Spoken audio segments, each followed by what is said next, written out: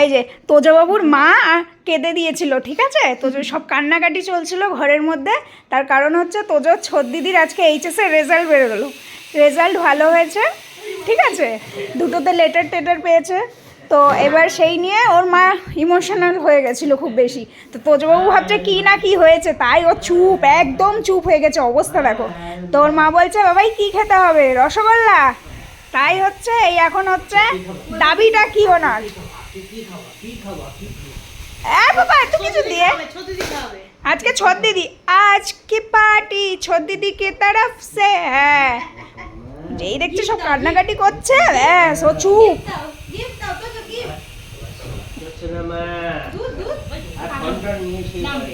ও নিচে নামবে, ও ভাবছে এই এই কেন আমি আসবো, আমার ইচ্ছা হলে আসবো। হ্যাঁ, এমনি এমনি যেন আসবে, এমনি এমনি। হ্যাঁ, আচ্ছা মা কি খাবে? ছোট দিদির রেজাল্ট ভালো হয়েছে, সোনা মা কি খাবে?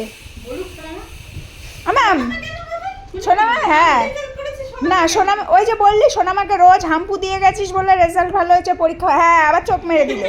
হ্যাঁ, সোনা কি খাবি? রসগোল্লা খাবি না রসমালাই খাবি? ওই বাবাই কি খাবি? সোনা কি খাবি? তোজো না, দুটো একসাথে খাওয়া যাবে না, তারা না বেশি খাওয়া যাবে না। 1 মাস পরে এইসবে কৃমির ওষুধ দেওয়া হয়েছে, এক্ষুনি খাওয়া যাবে না। একটু খাবে, একটু। ওরে বাবা, 6খানা সাবজেক্টে 6 রকম মিষ্টি?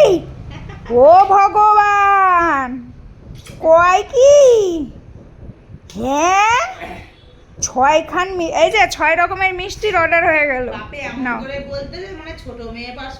হ্যাঁ, তোদের জন্যই তো 5টা করেছে, হামু দিয়েছে বলেই তো। হ্যাঁ হ্যাঁ, বাবা এই 6 রকম মিষ্টি খাওয়াবে না বলে এদের দেখ কথাবার্তা। 6 রকম মিষ্টি এই খাবি তো? ঠিক আছে, এই যে 6 রকম মিষ্টি, তাকাও এদিকে বাবা, 6 রকম মিষ্টি। আচ্ছা ঠিক আছে, চলো তাহলে 6 রকম মিষ্টি ফিক্স থাকলো ছোট দিদির অনারে, ঠিক আছে?